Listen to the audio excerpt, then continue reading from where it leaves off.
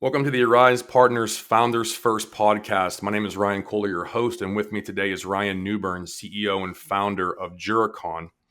He is here to explain what it is, what it does, and how it's going to help. And I'm here to ask him how to help you guys, the founders who listen to us so intensely. Without further ado, please welcome Ryan Newburn. Thank you so much. I appreciate you having me and really appreciate the opportunity to talk about JuriCon. JuriCon is the modernization of the legal industry. Our goal is to allow the public to find the ideal lawyer without any information. All you got to do is describe your legal issue and let our proprietary AI system match you with the ideal lawyer to solve that problem. Phenomenal. And I can say with my own experience that very necessary. I think so. Most people only have litigation 0 to 1 times in their life. That's right. So ultimately, yeah, that's a big help. Now, walk me through kind of your company statistics. When was it founded? How many team members? Are you pre-rev, post-rev? Walk me through a couple of those things. Yeah, absolutely. So we were founded in 2020 is when I first came up with the idea. I was actually in the process of launching a social media company, which has since completely and utterly floundered. I learned all sorts of wonderful lessons from that I've now applied to this project. And I was working with the developer at the time who was there when I came up with the idea. I'm a lawyer by trade, so he was helping me out with some of the issues with my law firm.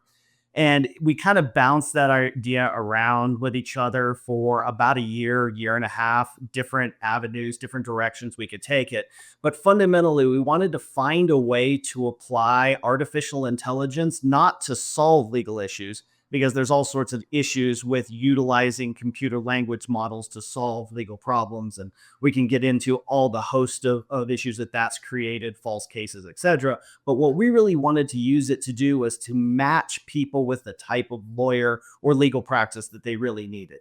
One of the things that people don't realize is the specialization that exists in the legal space. You think about it with doctors, right? You're not going to hire a cardiologist to check a skin cancer issue, and you're not going to hire a dermatologist to perform open heart surgery. Lawyers are very, very similar. I've been a practicing lawyer for 17 years. And if I'm on the inside of a courtroom, something went really, really wrong because I'm a corporate specialist. And in our research, we found that there's over 400 different unique specialties of law.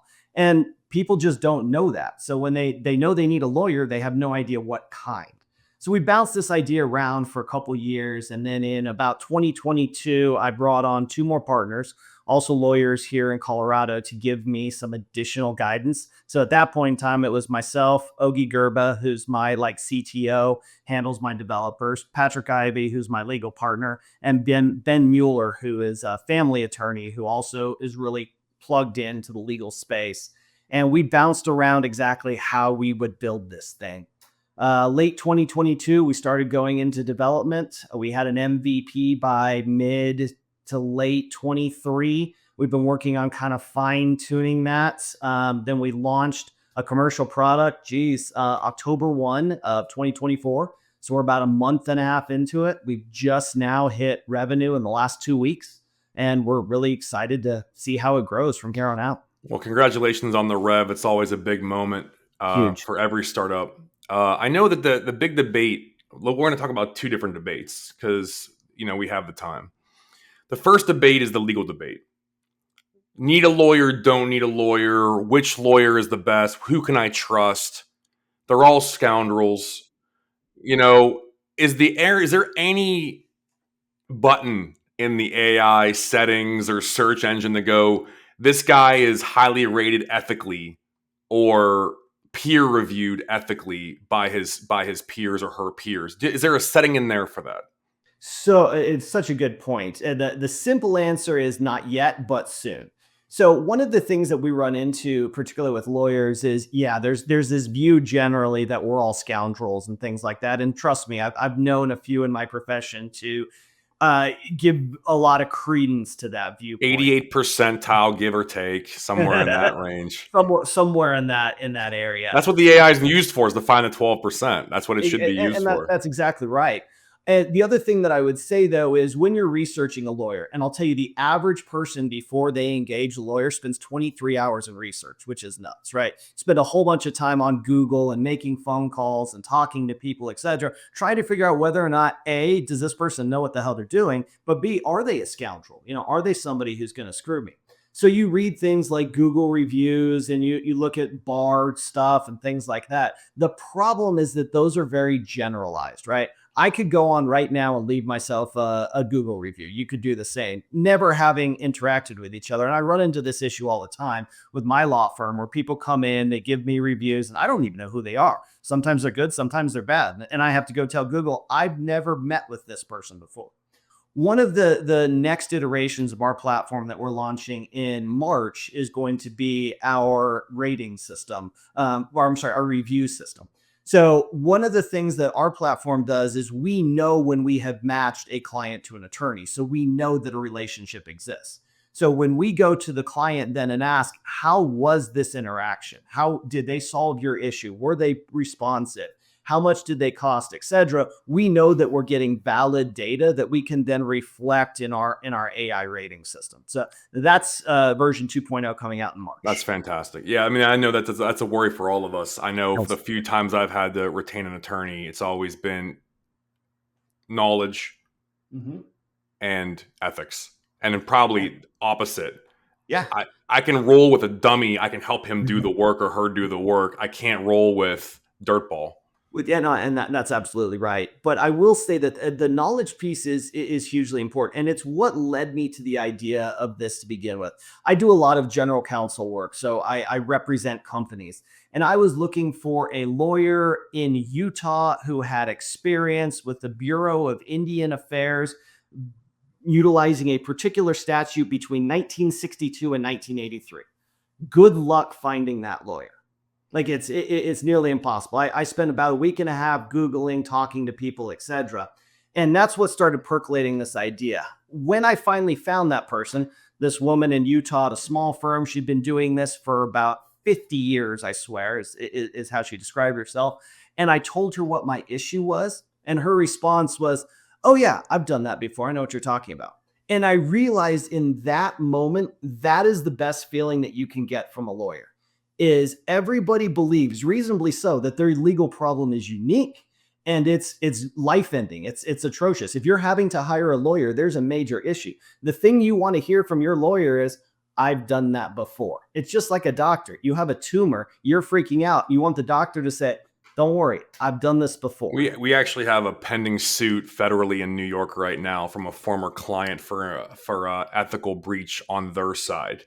Right, they violated our contract. And we're New York, Chicago based. So we have our hometown hero and we took it to him. And he literally is the guy who hates litigation. He hates everything. He doesn't want us to be near the courtroom, to your point. And he looked at this and he looked at the case and he looked at the emails and looked at the evidence and looked at the witnesses and looked at everything. And he goes, I have never recommended going to litigation before. He goes, but you have a 99.9% chance of crushing this human in court. Please let me represent you for this.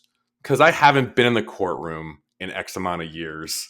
And I feel the cobwebs. And he was like, basically, I'm like, do I get a discount for letting you do the litigation since you want to do it so badly? Is it like R&D?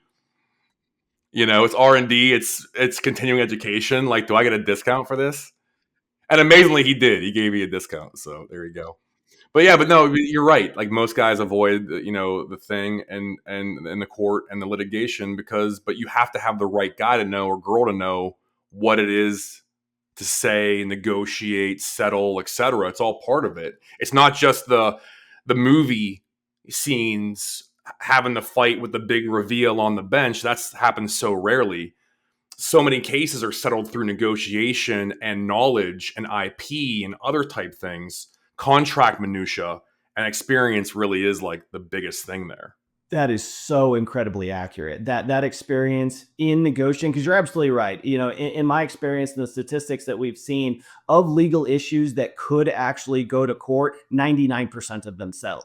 But how they settle is so determinative of the experience of the lawyer that you have on your side. And I'll give you one example. You see the billboards everywhere. We have them here in Denver for the personal injury attorney, right? You get into a car accident, call this person, that person, etc. We have on our platform a personal injury attorney, just like any other. But our personal injury attorney, and we have ones for car accidents, we have ones for slip and falls, but we have ones whose expertise is in police brutality. That is what he does. You get into a car accident, this is not the guy you call. You get beat up by a cop, he knows who to talk to, what the leverage points are, what the state issues are. You don't want just any personal injury attorney. You want the one that has experience in what it is you need. And also, I mean, but the personal injury is a very broad topic to your point. Absolutely. Slip and fall is different than car. Yep. Car is different than injury at work. Injury at work is different than injury by machine, 100%. Injury by purchased product. All those are different types of things. Exactly. And you want the lawyer who has experience in the one that you're suffering from. Exactly. So JuriCon gets you there clean, and soon get you there ethically as well, God willing. Absolutely. And get you there transparently. One of the things that's really frustrating to me about the legal practice is that we as lawyers, for some reason, we don't want to tell you how much we cost. So you go on to any attorney's website and see if you find a billable rate. You're not going to, because we think for whatever reason that it devalues our services, right? We're too high and mighty to tell you what we cost. I truly believe that the legal world is changing, and that transparency is going to be introduced in the same way that it's been introduced in various other professions and will be introduced in medicine and accounting, etc. So one of the things that we at JuriCon do is we give an additional bump in our match percentage, our AI does, for lawyers who are willing to disclose their billable rate. And I'm willing to tell you right now, my billable rate is $5.90 an hour for the corporate work I do. It's good for me because I don't need to field phone calls from people who don't want to pay my billable rate, which is totally fine. I'm not the right lawyer from them. But it's also really good for our consumers because they don't waste their time calling 5 different lawyers they can't afford, only to go through an hour consultation, get the billable rate, and go, unfortunately, I can't afford you.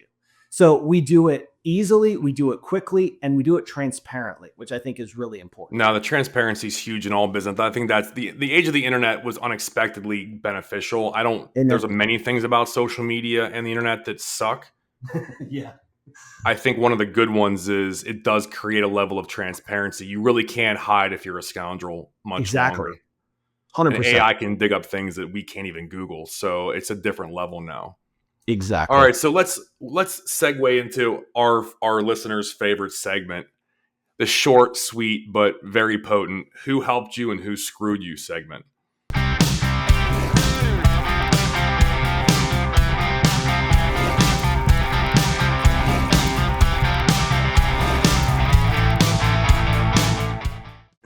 Yeah, no, it's good. So I'll back up just a little bit because I have to set the stage. So my social media company, which I mentioned earlier, is called Know Me.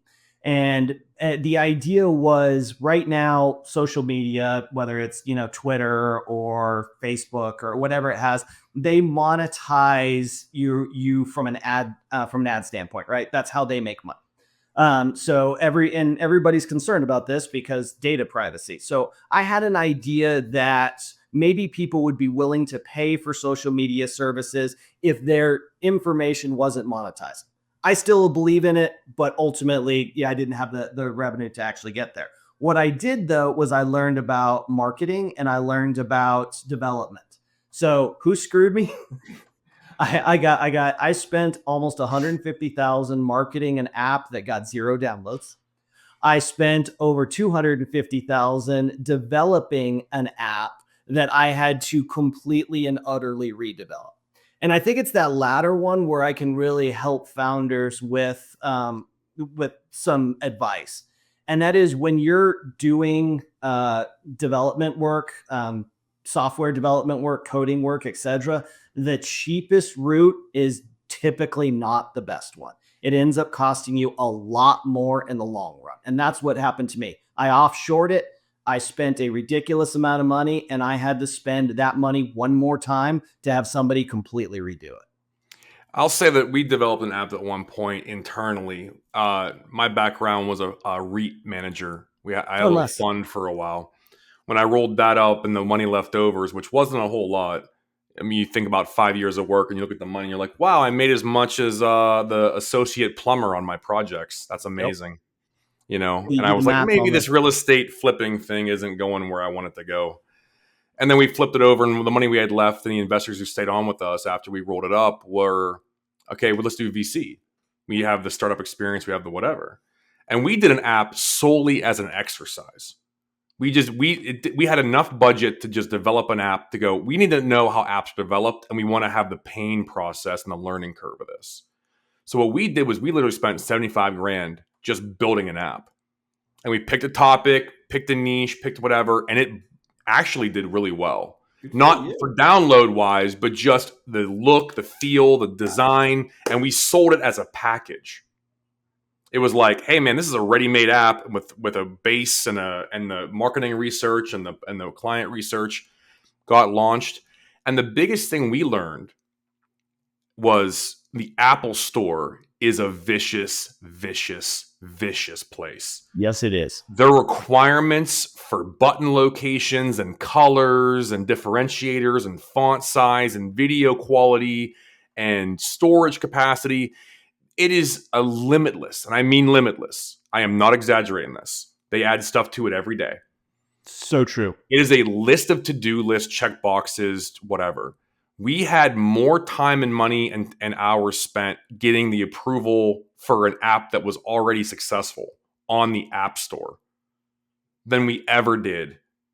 We spent more than we made. And we just said, oh my God, what are we doing? And I remember the day we got on the App Store and it literally was on the App Store, I was like, yeah. And I was like, I'm never doing this again. I believe it. I mean, we were up on Google Play Store 3 months before the app. Oh, easily. Yeah. Easily. But you're right. Button locations and colors and fonts and how we described it. And it was a nightmare. It was it was unbelievable. And what's crazy is they have more or less a monopoly. Yeah. Yes, they do. And so they're going to be like, hey, your fees are this. We're getting 50 cents on a dollar on your downloads and on your fee subscribers and your whatever. And we're like, we actually churned it to a free app, which we never thought we would do. It had nothing to do with our business model. Mm-hmm. We had to because they were taking all the money. And that's fascinating because we actually did a very similar turn with JuriCon, where we originally were going to do a charge to the consumer. And one of the things we realized is as we were trying to app it, which right now we decided to go with a mobile version rather than an app, we had a similar financial discussion, which was, can we actually make money as an app if we charge the consumers? And with Apple's cut, the answer was no. And that was part of what drove our business model to flip it into having it be free to consumers. Exactly. And it's a message for founders out there, read the fine print before you start developing an app for both sides. Yeah. Because number one, if you offshore go the cheap route, you're going to do it twice. We had the same issue. And then the second thing you learn is you really have to be volume heavy. If you think you need 1,000 downloads a month to profit, you need 3,000 because Apple takes their cut. Amen. 100% true. Yeah, you got to build that into your financial model. Yeah. On the other side, I will say those who really helped me, and it's interesting because I got screwed offshoring my development work. It was terrible. On the other hand, offshoring my marketing work turned out really, really well. I have currently somebody who has a master's in marketing in Poland who runs all my social media, and she's absolutely fantastic.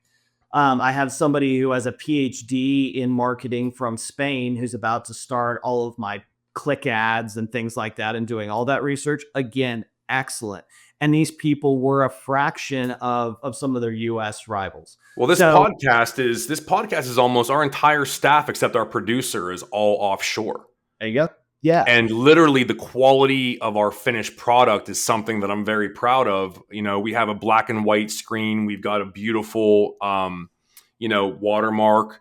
The graphics are unique. The segment cuts are unique. And literally it was all offshore.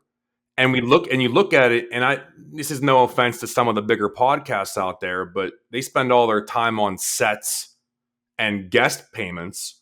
Mm-hmm. We spent all our time on getting the right guests and the right conversations because we didn't spend any money on the rest. Yeah, much better use of resources. And I So think that's the key to all founders. And that's my takeaway from all the who helped you. If you find the right partners, you can save money and you can cut the right corners because they're giving you a level of knowledge and experience to help you avoid some of those founder pitfalls. that's exactly what I was going to say. And I really think that I'm sure there's probably developers that are similar. For me, I don't speak the language, and that was really hard. I don't really know what I don't know. At least with marketing, I've got an MBA. I have some background. I can speak that language. I can understand it, even I can't do it. The development stuff I didn't. So I didn't know to ask the right questions. And that would be the other thing that I would really push all founders to do is get some advisors who speak the right languages. I do think you can save money offshoring things. I do think you can cut corners, but you need to be able to find the right people to do that. And in order to do that, you gotta be able to ask the right questions. Have people that can ask the right No, questions. agreed. I always call my MBA a $200,000 language class. Amen. Because I can talk to accountants, finance guys, lawyers, Yep. marketing, advertising. I know how to do all of them now, better than ever. But I'm one of those street MBAs. I was doing it in the real world way before I got my MBA.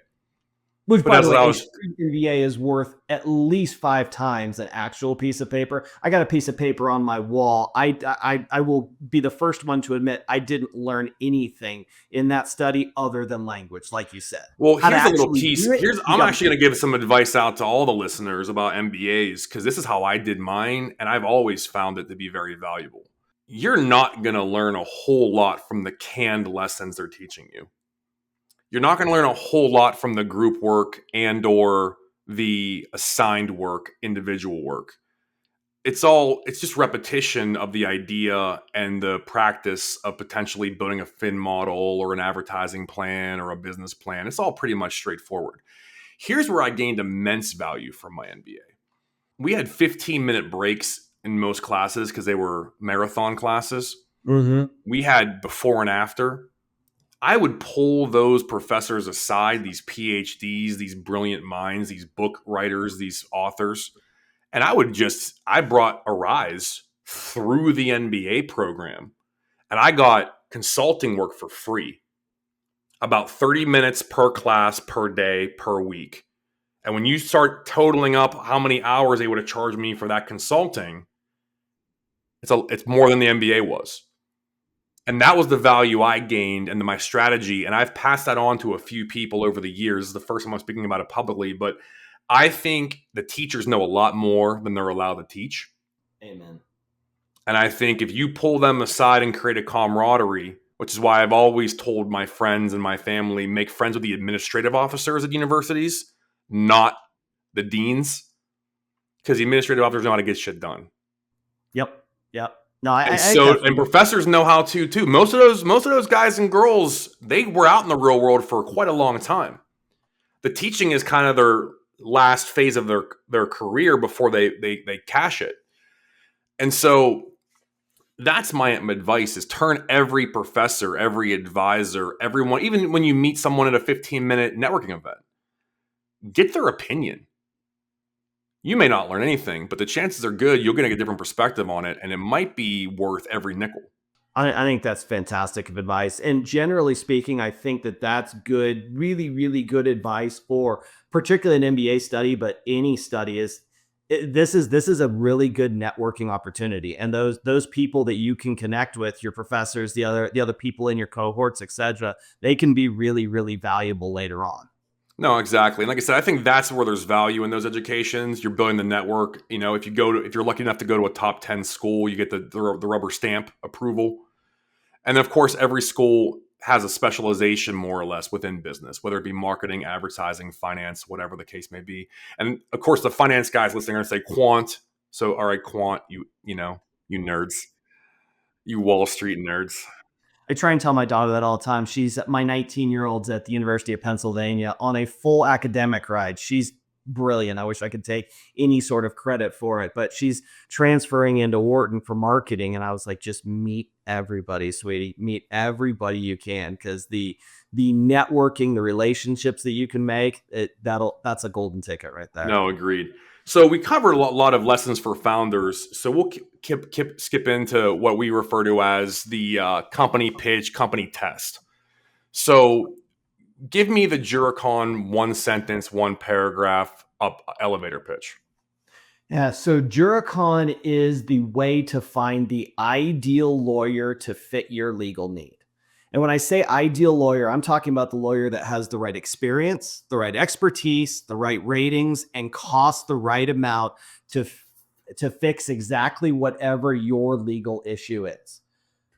The other ways of finding lawyers, asking a friend, Google, checking the bar, etc., all they're going to give you at best is lawyers who practice in the general practice area that you need. In order to solve a specific legal problem, you need specific legal experience. And JuriCon is the only platform that can deliver that. Spoken like a true, well-rounded founder. That was a really good pitch. I have no jam on you, but there was a clear front end first half and clear second half.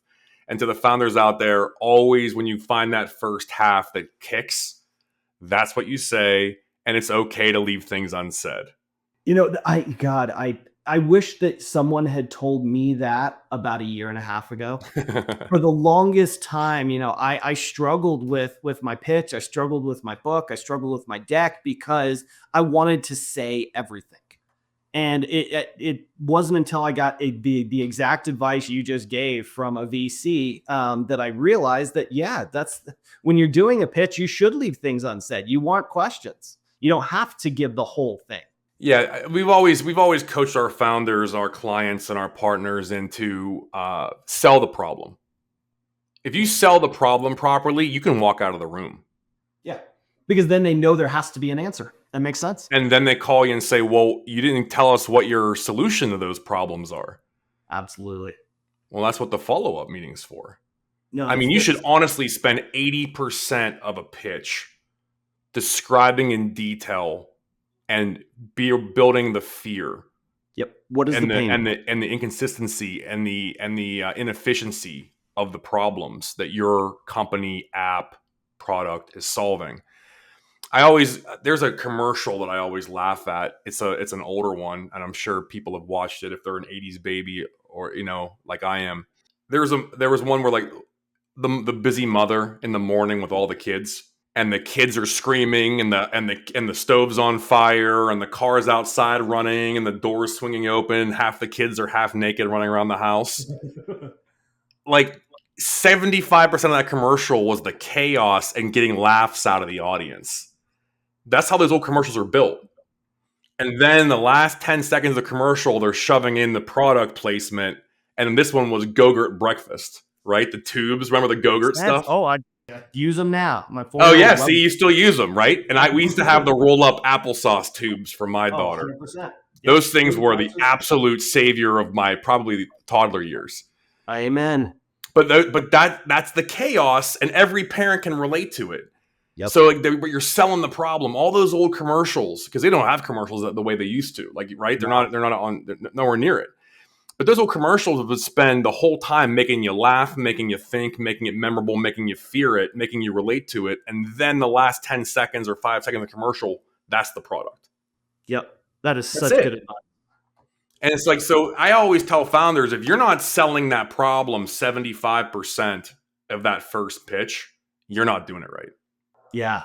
And it's counterintuitive because you want to talk about, here's what I built, here's my answer, here's the thing.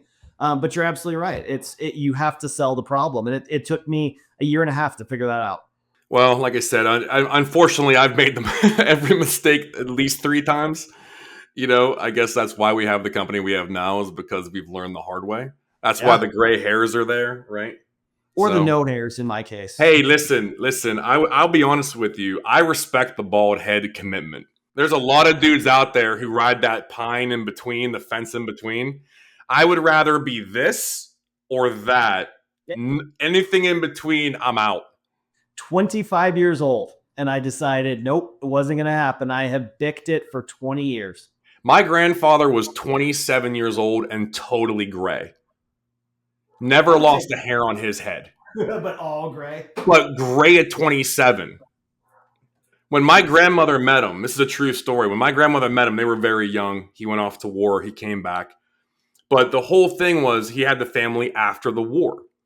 So he came back and did the whole thing, but he was already gray as gray. Now, he never blamed the war for the gray, but he was actually gray at that moment. Yeah. And, you know, his first kid was 1950. He was 27, and the war was 4 years earlier. So my guess is the war did most of it. Yeah. And I've always told founders, this is a war, man. You're going to lose hair. You're going to lose sleep. You're going to lose friends. You better have a good partner because you're going to lose them probably too. Yeah. You know, so I always tell founders, like, listen, man, this is not for the weak of heart. But when you get through it, because you will, everyone will get through it. And if you pivot properly and you bury the ego, you can get through it a little bit quicker and cleaner. But that's the other lesson, right? That I would say is unilateral, is when you start suppressing the ego and listening more than talking. Yeah. Things open up. And I think you mentioned it earlier that, talking to as many people as you can, because you never know what nugget you're going to get. That was the other thing it took me a while to learn is I thought I had it figured out. I came up with this brilliant idea. I'm going to solve this issue and I know exactly how to do it. And then I started talking to people and they said, well, what about this? What about that? And I dismissed it. No, that's stupid. They don't understand the issue. They don't understand the problem. They're just not seeing it from my standpoint. And it took me enough times of people pointing things out before I realized every single piece of criticism, feedback, etc. you get is tremendously valuable. If you can set the ego aside, you can improve your product, you can improve your marketing, you can improve your placement. There are no bad ideas, even if you disagree with them, because they're telling you this is another perspective that's coming from somebody who's going to be in the market. Yeah. You hit on something at the end that I want to touch on. Go out and talk to your audience. The fear of negative recourse for founders and their products blows my mind. You're building a child toy and you don't let kids play with it. Exactly. You're building a legal AI and you don't have lawyers shitting all over it. And I didn't at the beginning. Yeah, but you need that. Huge mistake. It was a huge mistake. Absolutely. Because they're going to, even if they're 80% wrong, that nugget of that 20% could be the next pivot or the next great upgrade. Yep. Exactly. If you're scared of your audience or your market, you shouldn't be doing this. Yeah. Get in front of people. And I always love the Bezos example for this one. He failed at every single freaking aspect of Amazon the whole way until he made it an open platform. Mm-hmm. And think about the balls that took. God, no kidding. To say, I built this perfect mousetrap that no one likes and no one uses and it's losing money, hemorrhaging cash. Mm-hmm. I'm going to give it away. Mm-hmm. I'm going to take a small fee for the platform itself. Crazy. I mean, that's exactly what I'm talking about. You could build the perfect AI, the perfect app, the perfect mousetrap, the perfect SaaS. And unless you just have that moment, it ain't going to matter. That's absolutely right. That little tweak. And that comes from listening. That, just like you said, listening more than you're talking. It's been a big switch for me. Now, our last segment we like to do before we say goodbye to our founders and our guests is a quick problem solve. Is there a bottleneck? Is there an issue? It could be anything from soft HR stuff. We won't name names. Sally. But regardless of is there an issue that maybe I could give some advice from experience and we can bounce off each other ideas and ultimately maybe come up with a solution? Actually, yeah, I would love to talk about what I call the marketplace issue. So the way that JuriCon works is we charge lawyers to be on the platform, which is the same with all of our competitors, the legal directories, etc. And then we allow consumers to use it for free. So it's essentially a marketplace. Our revenue is driven by the lawyers and we drive traffic through consumers. I have to balance those two, right? So I have to separately market to the lawyers and separately market to consumers. I need consumers to be on the platform, or I can't sell it to lawyers because they're not going to pay me for something if there's not clients there for them to grab. But I can't get consumers to use the platform unless I have enough lawyers on them to find.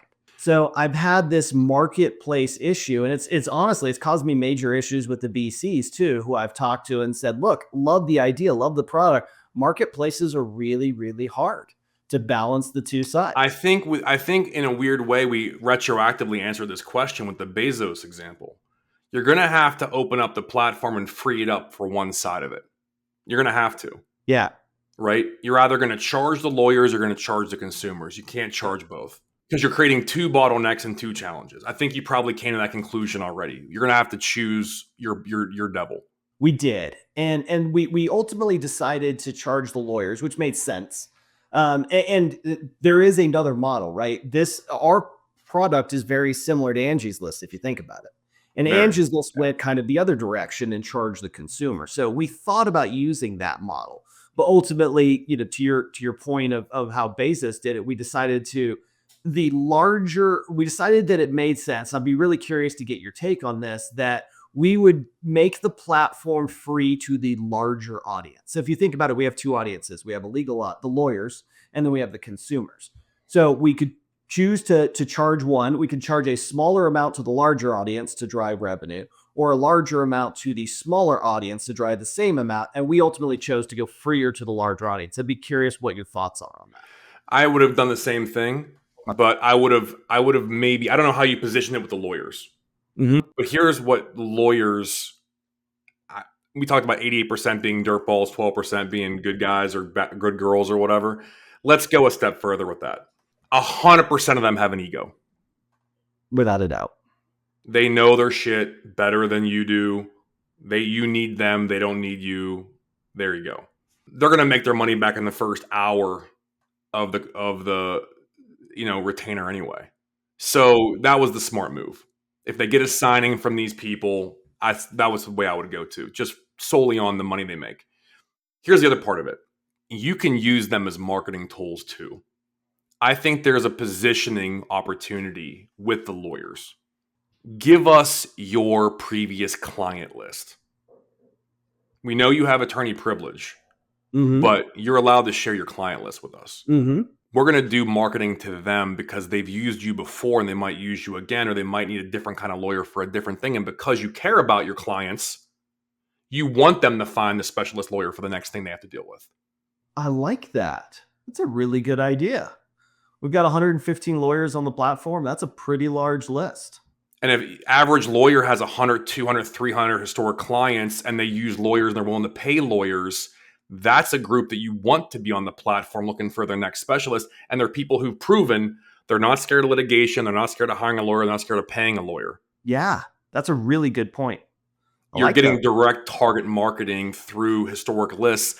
They feel like they're serving their clients and their ego because they have this amazing legacy, right? The positioning of that's going to be key.